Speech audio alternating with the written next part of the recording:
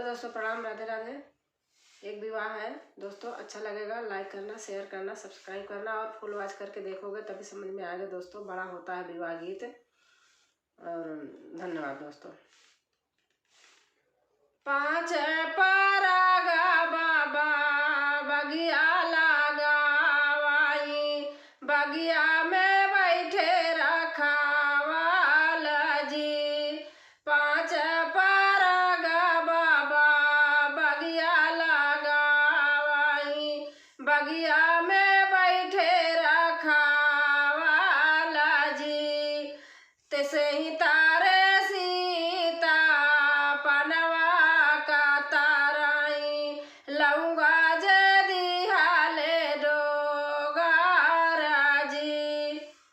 ते ही तारे सीता जी पनवाई का ताराई, लऊंगा जदी हाली डो भाई जी। पाँच पाँच कावारा जेवना जेव मोरे स्वामी, जेवना सुफला होई जाई जी। पाँच परागा जेवना जेव मोरे स्वामी, जेवना सुफला होई जाई जी। जेवना जेवाई तोरे ससुर राजा दशरथ, और कौशल्या रानी सासू जी। जेवना जेवाई तोरे ससुर राजा दशरथ, और कौशल्या रानी सासू जी। जेवना जय है तोरा लक्ष्मण देवरा, हमहू चले बना बासा जी। जेवना जय है तोरा लक्ष्मण देवरा, हमहू चले बना बासा जी। एतनी बचना सुनाई सीता रानी आवा, मनवा दुखिता होई जाई जी। एतनी बचना सुनाई सीता रानी आवा, मनवा दुखिता होई जाई जी। जेवना जय है हमारे ससुर राजा दशरथ, और कौशल्या रानी सासा जी। जेवना जय है हमारे ससुर राजा दशरथ, और कौशल्या रानी सासू जी।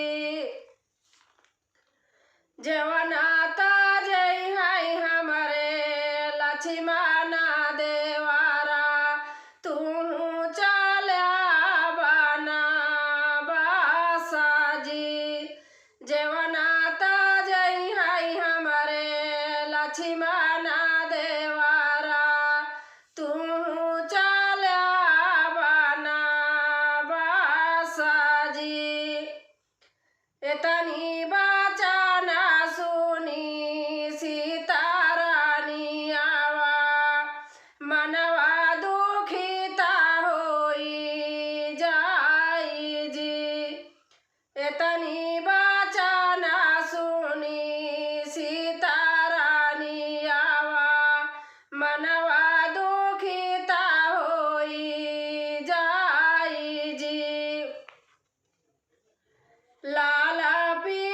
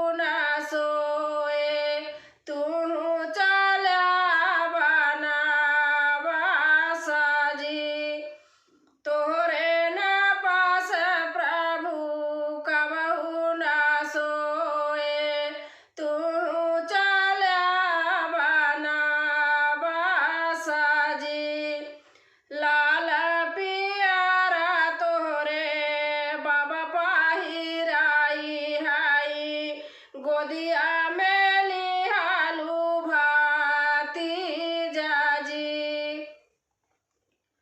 लाला पियरा तोरे बाबा पहिराई हाई, गोदिया में लिहालू भतीजा जी। सखिया सहेलर संगा दिनवा बितायु, सुधिया न आई है हमारा जी। सखिया सहेलर संगा दिनवा बितायु, सुधिया न आई है हमारा जी। एतनी बचाना प्रभु अगवा हो बोलात्या, जबरई एतनी बचाना प्रभु अगवा हो बोलात्या, जबरई है बारी कुआरा जी।